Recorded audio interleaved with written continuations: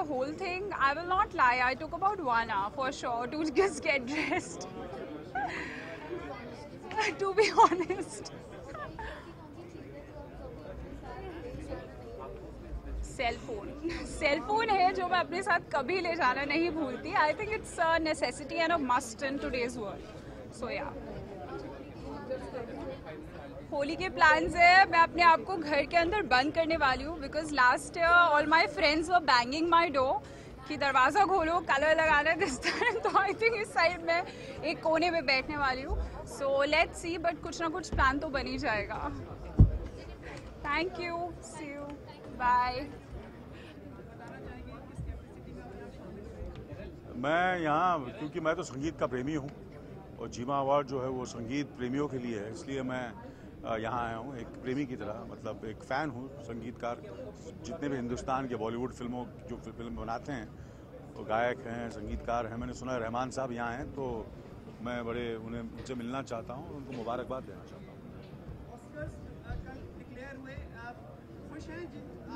बिल्कुल. It was very, जो मैंने सोचा था, जो कलाकार हैं जिनको मिला है, there was no surprises. It was all I think well deserved Oscars for all the.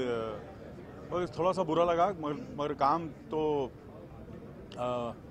जो है अपना कभी होता है ना कि काश हमारे जो जो बर्डमैन के जो कलाकार थे, अगर उनको मिलता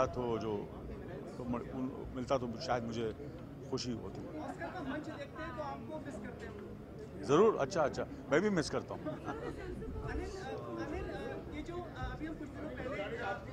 हाँ जी, बिल्कुल सर, बिल्कुल. प्लीज़ आप साइन कर लीजिए. नहीं, ये अलग है. नहीं, ये अलग है. हाँ जी, लास्ट क्वेश्चन है, बताइए. हाँ जी. हाँ.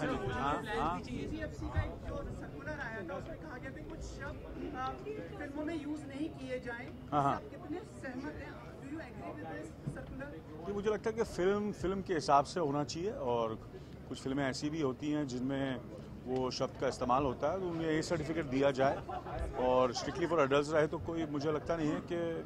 और वो जब सर्टिफिकेट मिलता है, ए सर्टिफिकेट, तो थिएटर वालों को भी उसे स्ट्रिक्टली फॉलो करना चाहिए और बच्चों को नहीं अलाउ करना चाहिए. तो उस हिसाब से जो फिल्म के स्क्रिप्ट पर डिपेंड करता है, सब्जेक्ट पर डिपेंड करता है, और सर्टिफिकेशन पर डिपेंड करता है. अच्छा, आई थिंक इट्स ऑल मैंने तो देखा नहीं है, और मुझे तो ऐसा लगता है कि जितना आपका मजाक उड़ाएं आप उतने पॉपुलर हो. हाँ जी. हाँ.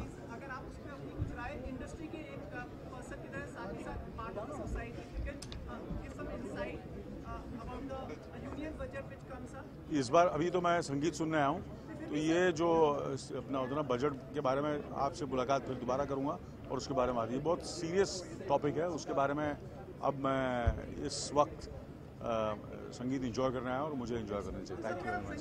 Thank you. इसी मेरे सभी कहाँ गए उन्हें सब.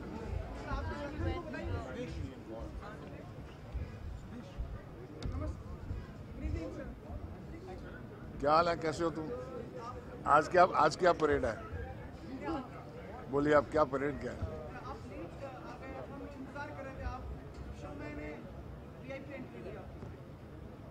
जो लेट आया वो वीआईपी होता है.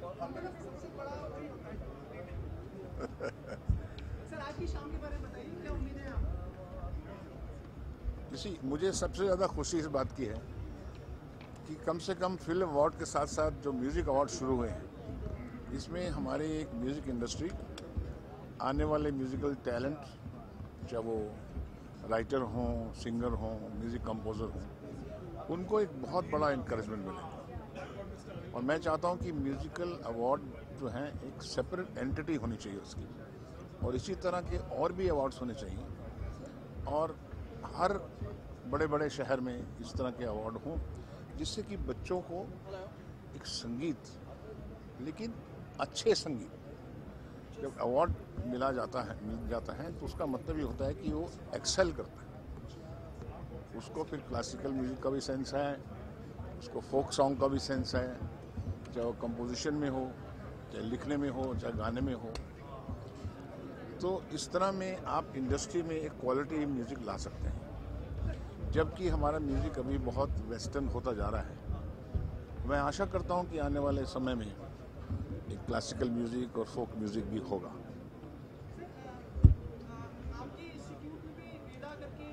फिफ्थ वेदा करके हमने विस्लिंगवुड में एक फिफ्थ वेदा करके अभियान चलाया है, जिसमें कि हर हफ्ते हम लोग classical singers, classical dancers, classical musicians सबको बुलाते हैं।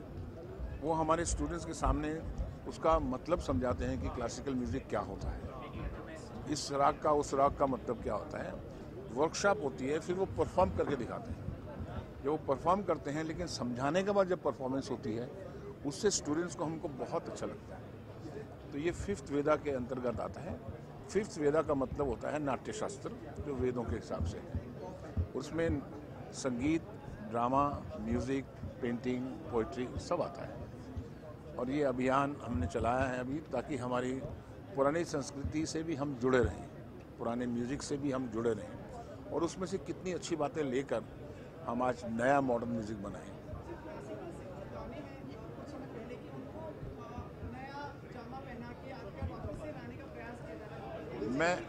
मैं ये नहीं कहूँगा कि नया जामा पहना है। नया जामा तो लोग पहना ही रहे हैं।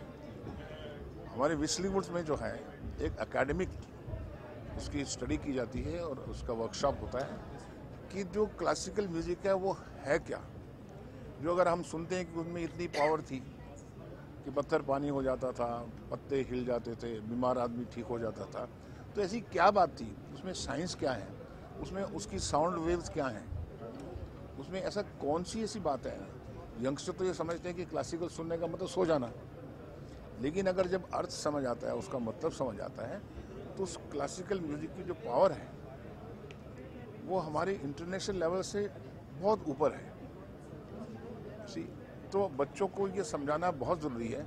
उसके बाद फिर उसका क्या वर्जन बनाते हैं आने वाली जनरेशन, वो उनके ऊपर डिपेंड है। But they must understand it. Rahman जो है, ए आर रहमान, वो क्लासिकल को इतना अच्छा समझते हैं, लेकिन फोक सॉन्ग बनाते हैं,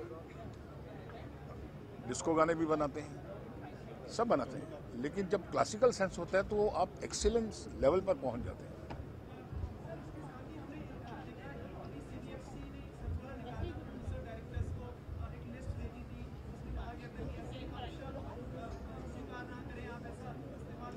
मैं इसके बाद बजट की बात करूँ, फिर बजट के बाद वो बात करूँ भूमि अधिग्रहण की बात करूँ, फिर उसके बाद बोलूँ कि साहब जो उनके बारे में क्या कहा गया अपना मदर टेरेसा के बारे में। ये मेरा टॉपिक नहीं है भाइयों, मेरा टॉपिक यहाँ संगीत का था। Thank you, God bless you.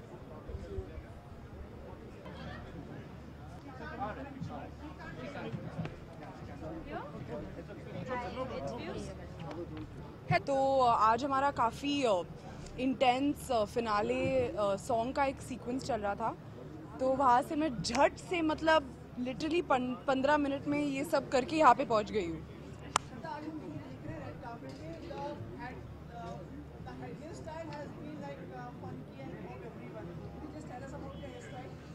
तो ये बेसिकली मेरी हेयर स्टाइलिस्ट के मन में था कि उन्हें कुछ गोल गोल करना था मेरे बालों पे, तो मैंने कहा कि ओके कर दो। ये एक सूट ही है। आज की शाम से उम्मीद है आपका खुद नॉमिनेट भी हुई है। यस, मैं एक्चुअली मैं बहुत खुश हूँ कि मैं बेस्ट म्यूज़िक डेब्यू में नॉमिनेट हुई हूँ। मेरे लिए बहुत बड़ी बात है, क्योंकि एक रिकग्निशन है कि जो आपका एक और सपना है एक्टिंग के अलावा, वो भी मेरा रिकग्नाइज हुआ है, तो मैं बहुत खुश हूँ। और हाँ जी, मैं परफॉर्म भी कर रही हूँ आज, तो बेस्ट डेब्यू कैटेगरी में नॉमिनेट होकर खुश हूँ, और परफॉर्म भी कर रही हूँ, उससे भी बहुत ज़्यादा खुश हूँ।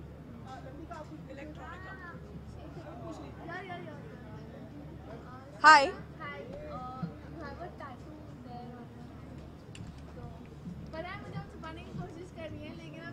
वो दिख गया, मुझे लगा कि ये स्लीव से कवर हो जाएगा। अयो आई विश कि आपने ये टैटू नहीं देखा। एक्चुअली नहीं, ये तो ऑलरेडी आउट है। ये मेरा ABCD 2 का टैटू है। मेरा ABCD 2 का टैटू है। मुझे वक्त नहीं मिला क्योंकि अभी मैं बस शूट से यहाँ पे आई हूँ, तो टैटू निकालने का वक्त मुझे नहीं मिला। पर ये है क्रॉस, क्योंकि मेरा कैरेक्टर जो है विनी, वो एक क्रिश्चियन है फिल्म में।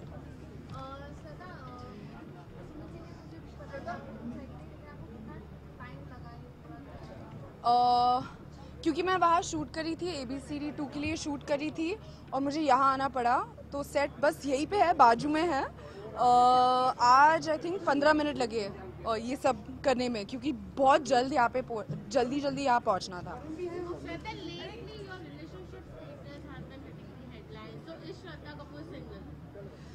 तो ये तो काफ़ी पुरानी क्या कहते हैं, जो स्टेटस है वो तो बन ही रहा है, जो भी है।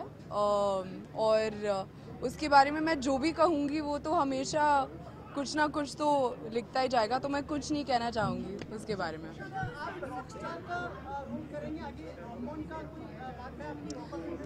हाँ जी, ABCD 2 के बाद मेरी अगली फिल्म है रॉक ऑन। मैं बहुत खुश हूँ क्योंकि मुझे एक और मौका मिल रहा है एक बहुत ही बढ़िया फिल्म का हिस्सा बनने का, और वहाँ पे मैं अपने गाने गाने वाली हूँ और मैं एक सिंगर का रोल प्ले कर रही हूँ। बहुत एक्साइटेड हूँ। रॉक ऑन 2 का अभी लुक जो है वो सेट कर रहे हैं, अभी तक फाइनलाइज नहीं हुआ है कि क्या जो किरदार से जुड़ा हुआ है वही लुक होगा। उम्मीद है कि लोगों को पसंद आएगा, कुछ नया करेंगे।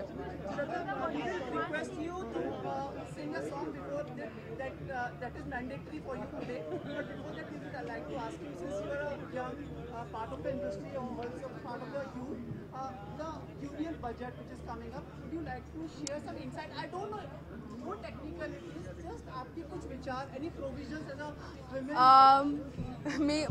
मैं एक्चुअली आपको इस बारे में तो मुझे पता नहीं है अभी फ़िलहाल। मैं कम्प्लीटली मतलब हमारा जो लास्ट स्केड्यूल है अभी ABCD 2 का, हम इतने उसमें डूब गए हैं एकदम, हमारी पूरी टीम जो है एकदम डूब गई है उसमें। बस अभी कुछ ही दिन बाकी है शूट के, तो थोड़ा अफसोस भी हो रहा है कि शूट ख़त्म होने आया है, पर we are trying not to think about it. But thank you guys, thank you.